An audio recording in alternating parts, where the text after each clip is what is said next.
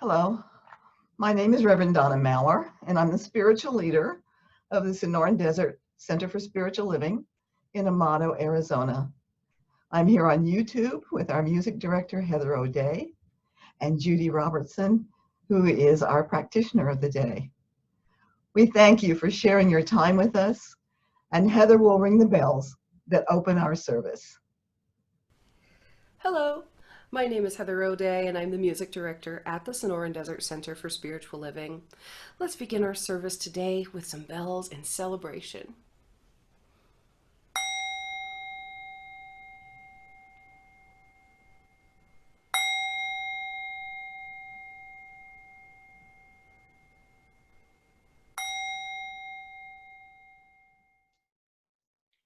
Thank you for allowing me to be your practitioner. Now relax while I do the invocation. I allow myself to simply be. I breathe in, I breathe out, and I know that God is breathing with me in the stillness of this very moment. Now let us joyfully lean into God and know that we are all guided, we are all protected, and all our needs are always met. Wholeness and the perfection of life expresses in us as beauty, abundance, and fulfillment of our highest good. Namaste. Thank you, Judy.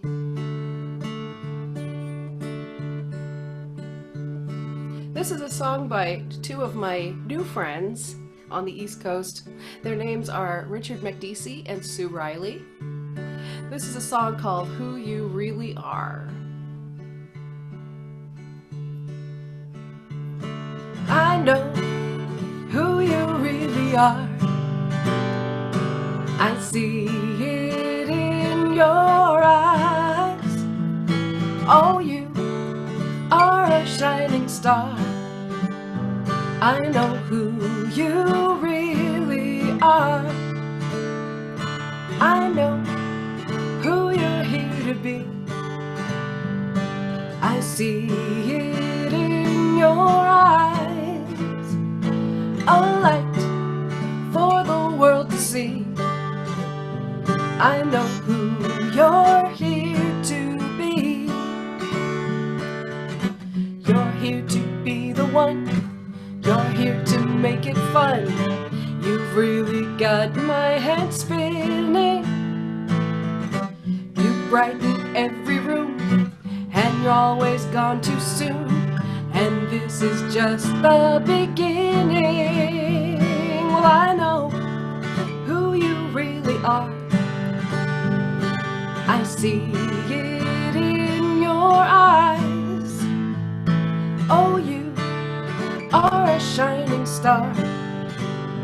I know who you really are. I know who you really are. And next week, we'll work on verse 2. Thank you so much. We'll see you in a minute. And once again, we're using sandbox wisdom of little children for our topics. And today, it's you can't catch a whale with a worm. I like the picture that I got in my head. I saw a man in a little boat fishing with a tiny little worm and a great big fish swimming underneath the boat, not at all interested in that small bait. But the topic brought me back to my own childhood. As a kid, I loved fish.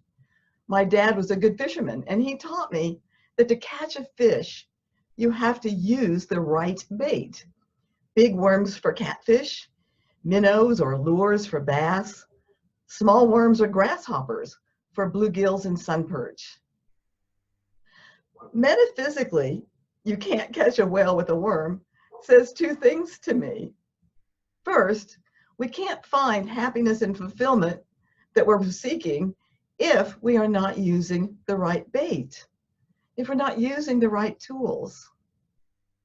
And second, we can not truly experience our highest good if we have not allowed ourselves to think big and dream big dreams.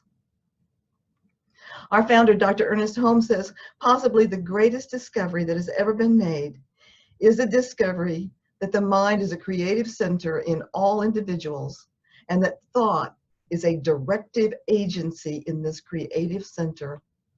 This is the principle, and thoughts are the tools with which the individual works. So let's consider our thoughts as the bait that draws our catch. Ernest Holmes also tells us we have a mind and are surrounded by and immersed in an infinite intelligence. And that's simple enough. We think,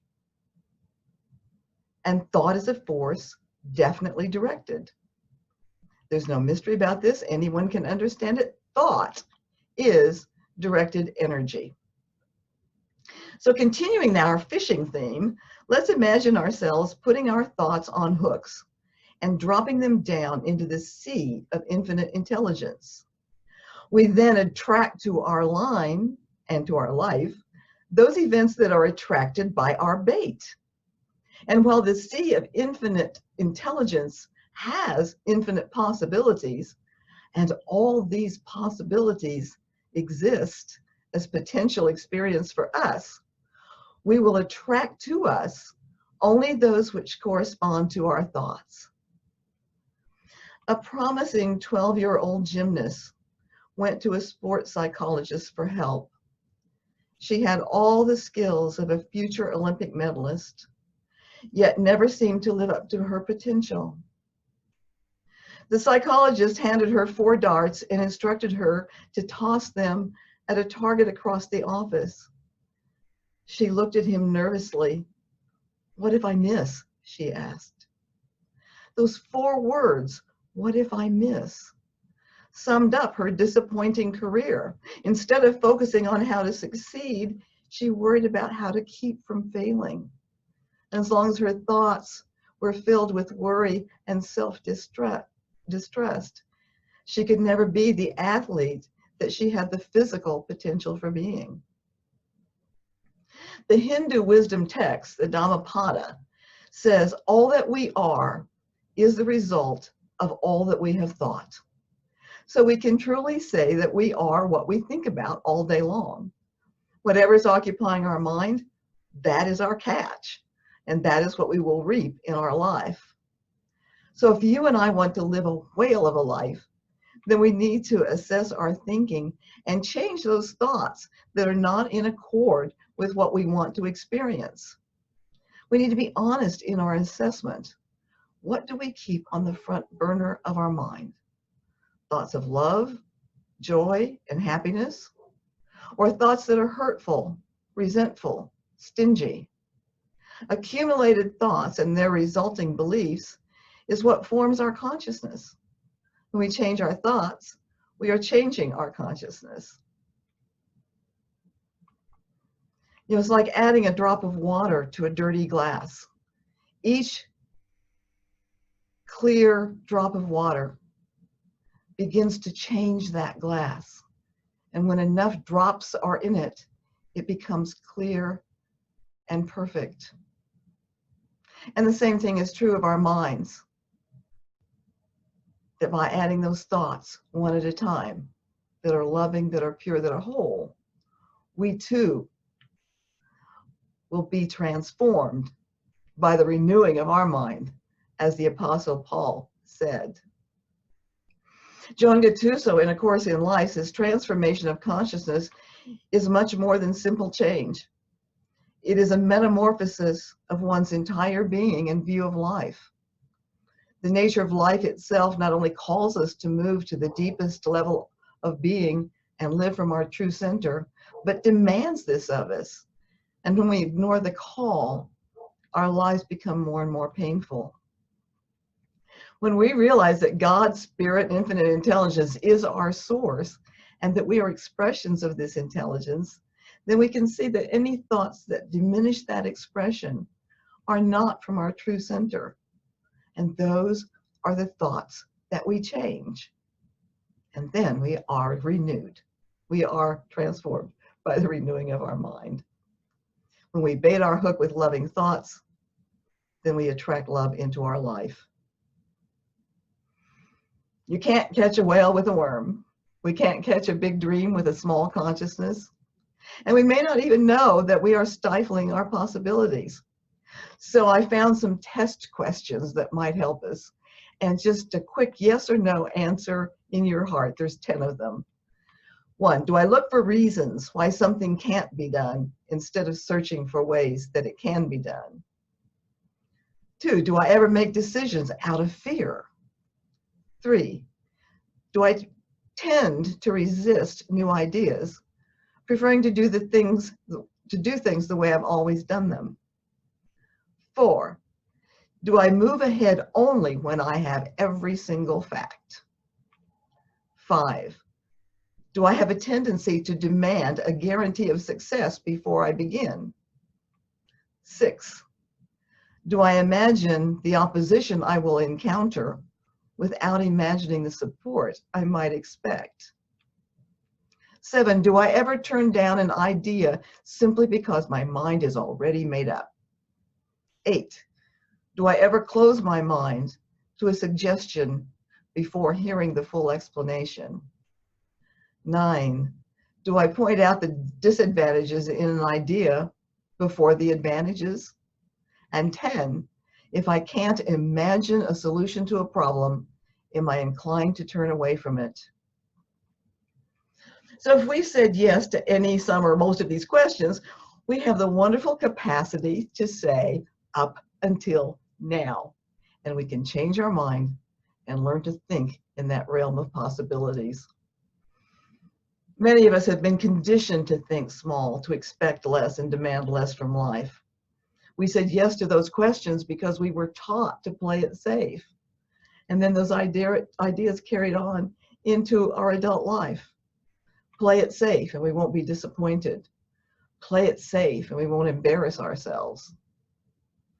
Now, I know that many of us here are retired and maybe we believe that thinking big doesn't apply to us. We've been there, done that, and bought the t-shirt. But we should never give up dreaming big dreams. And our dreams have changed. We may be less about what can I achieve and more about what can I give. We may be less interested in making our mark on the world and more interested in our spiritual growth. But I think we grow old when we abandon our dreams. I think we atrophy in our mind before we ever atrophy in our muscles.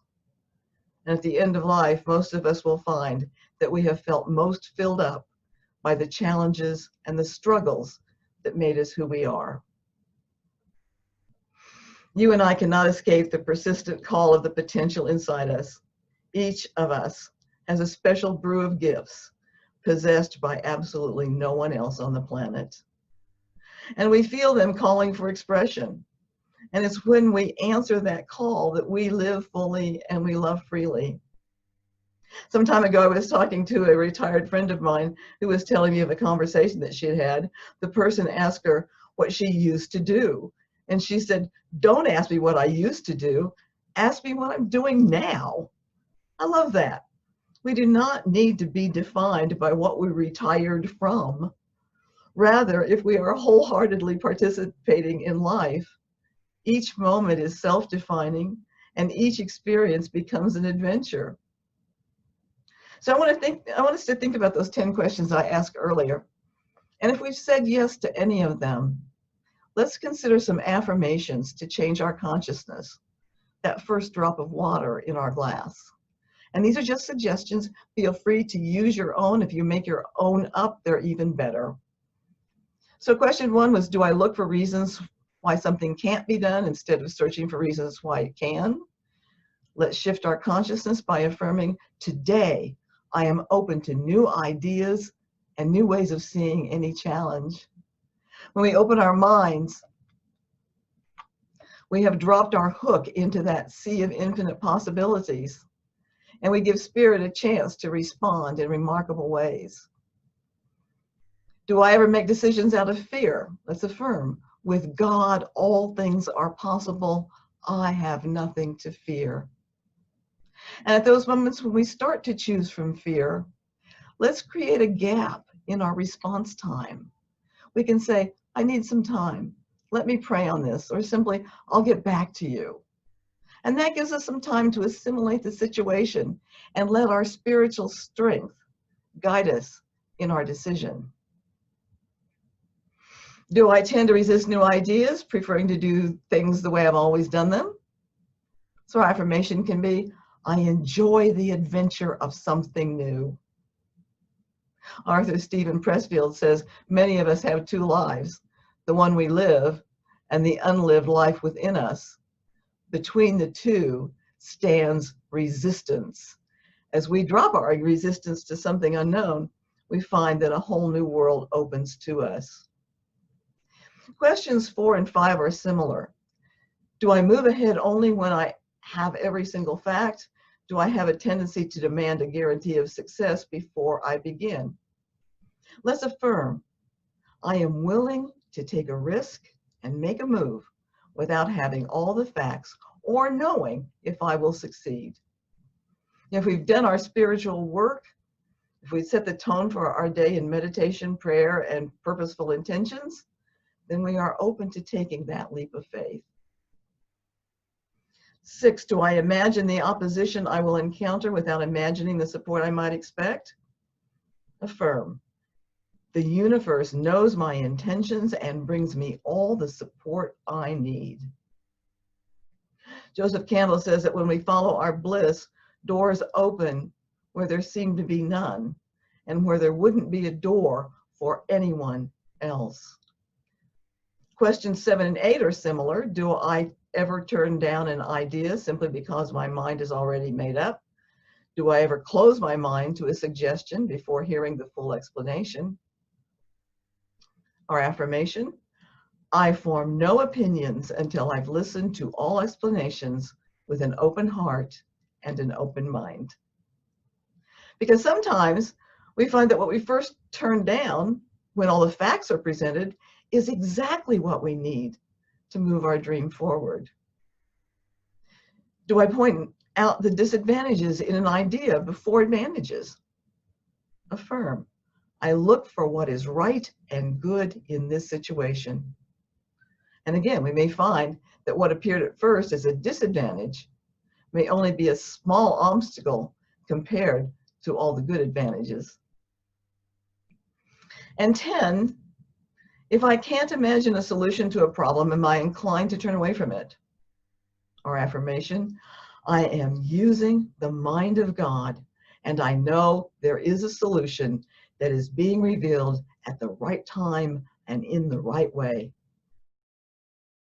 When we have faith in God's infinite wisdom, and we know that faith is working through us, then we are assured of that perfect solution. So this week, let's remember that we can't catch a whale with a worm, and let's use right thinking and big dreaming as our bait. Let's cast our line into the ocean of unlimited possibilities and be prepared for the biggest catch of all, the whale of a life. Thank you. Namaste. So, keeping that in mind, I'm going to play one of my favorite Janice Stanfield songs. I've done it for you several times before, but the words are so appropriate for today's lesson. This is called If I Were Brave. What would I do if I knew that I could not fail?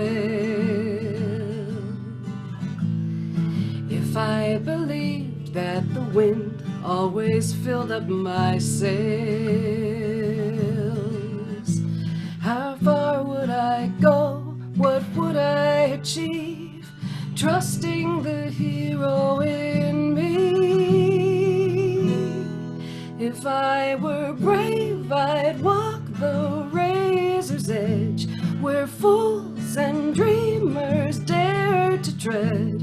I never lose faith, even when losing my way.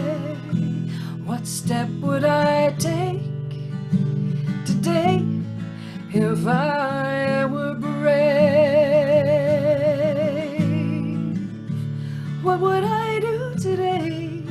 If I were brave, what would I do today? If I were brave, what would I do today? If I were brave, what would I do today? If I were brave.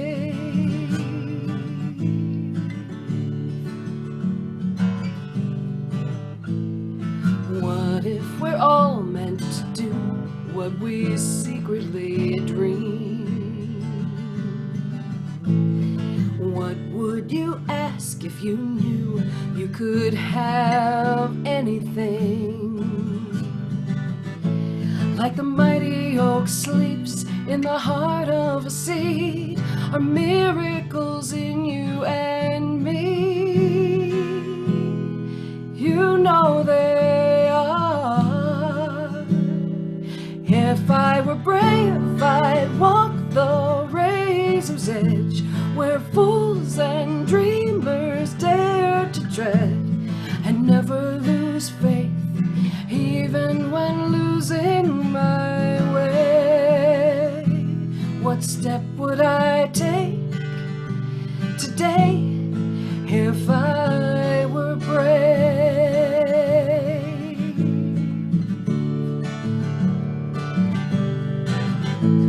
If I refuse to listen to the voice of fear, with the voice of courage whisper in my ear. Then she changed the words. Get ready for this. I am brave, I walk the razor's edge, where true believers dare to tread, and never lose faith, even when losing my way. What step will I take today? I am brave.